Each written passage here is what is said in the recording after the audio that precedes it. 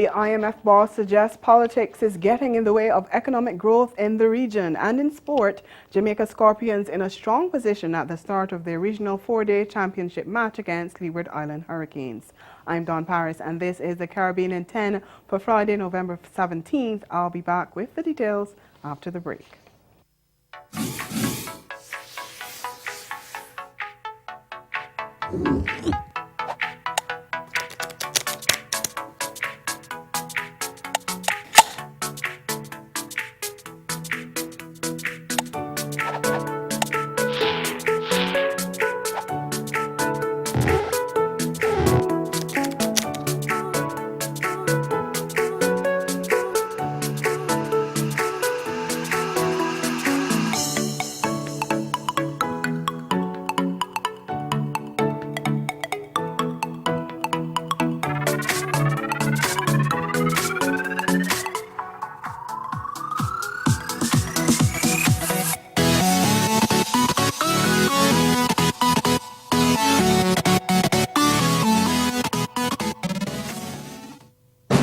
It was a riotous hurricane season, and as it draws to a close, it's time to face the facts about the Caribbean's vulnerabilities.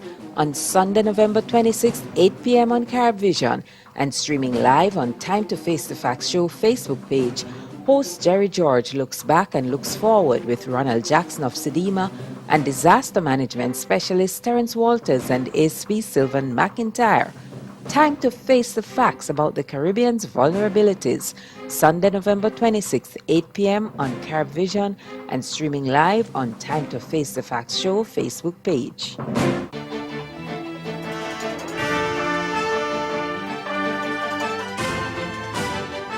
The head of the International Monetary Fund says politics is getting in the way of fiscal adjustment programs that are designed to grow Caribbean economies.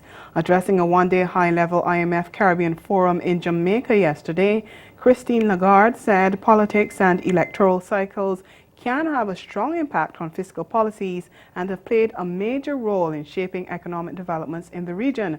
And she lamented that too often, promising reforms have been cut short by policy reversals driven by political pressures. Lagarde says strong institutions and fiscal frameworks are therefore needed to help safeguard and sustain prudent fiscal policy over time. She pointed to Grenada, Jamaica, and St. Kitts and Nevis as countries where well-designed fiscal rules have helped to guide consolidation efforts, and she said they could provide good examples for others in the Caribbean to follow. Meantime, Lagarde says the IMF has made headway in assisting the region in dealing with the problems resulting from the loss of correspondent banking relationships, also known as de-risking.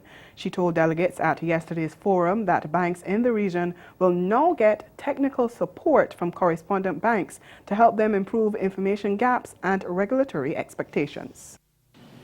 Following discussions on this issue at a closed-door event in Barbados, convened by the IMF, which included key stakeholders, that was a year ago.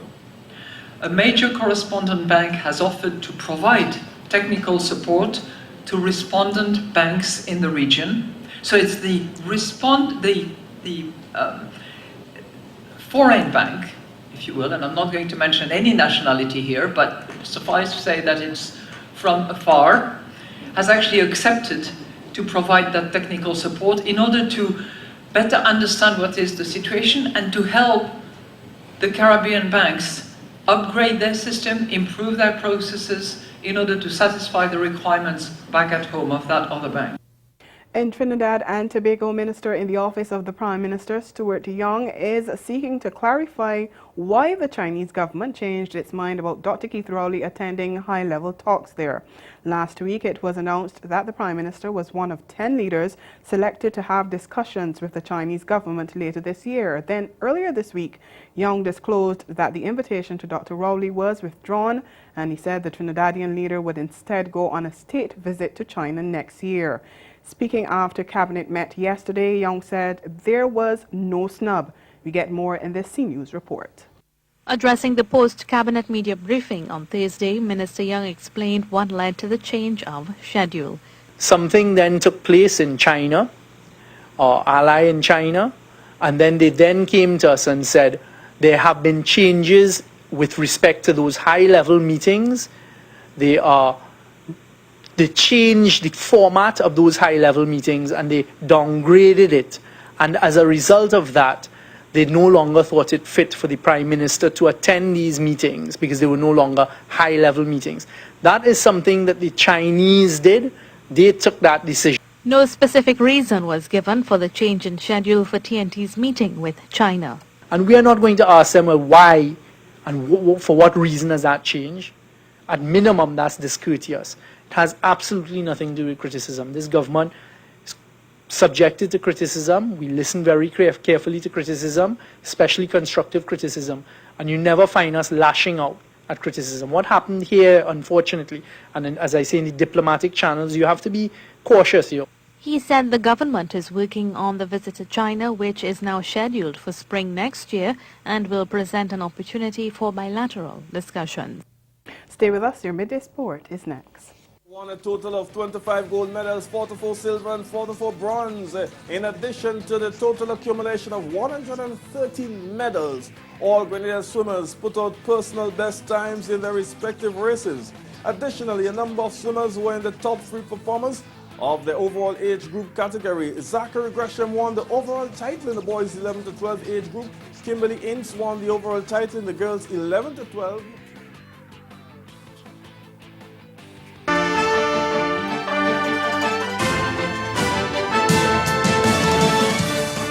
Half-centuries from Paul Palmer, Asad Fudadin and John Campbell highlighted consistent batting down the order from Jamaica Scorpions, giving them a strong start to their regional 4-day championship match against Leeward Islands Hurricanes. The three were involved in a slew of solid partnerships that propped up the unpredictable Scorpions batting as they reached their first innings total of 342 all out today after choosing to bat on the first day of their 4th round match at Warner Park. Palmer, freed of the burden of captaincy with the return of champion left-arm spinner Nikita Miller, was unbeaten on 78, and left-handers Fudadin and Campbell made 58 and 57 respectively, as the Scorpions restored confidence after taking a hit in the previous match against Barbados Pride. Hurricanes captain Rakeem Cornwall opened the bowling with his off-spin and was the pick of his side's weakened attack, taking 3 for 84 from 28 overs. And defending champions Guyana Jaguars also took command of their batting innings after they closed the day's play on 245 for 2 yesterday at the Brian Lara Cricket Academy. The total was propelled by an unbeaten knock of 106 from Leon Johnson, while opening batsman Tangerine Chandapal had a superb knock of 84. Vishal Singh and Chandapal Hemraj chipped in with 22 runs apiece. We will provide an update on the match between Barbados Pride and Windward Islands Volcanoes in our sports segment in Caribbean Newsline this evening. Over to football, CONCACAF is seeking to help resolve an issue that has plagued the development of the game in the region. The governing body for the game in North, Central America and the Caribbean will launch a new Nations League competition next September, which will feature all 41 members. Details of the tournament are to be rolled out in February next year. CONCACAF President Victor Montagliani said the format will be similar to the UEFA Nations League in Europe, and it will help to alleviate the challenge of regular competitive action which many Caribbean nations face. The national teams taking part in the tournament are expected to be split into 3 divisions based on their sporting level with promotion and relegation. It will also serve as a qualifying route to the CONCACAF Gold Cup.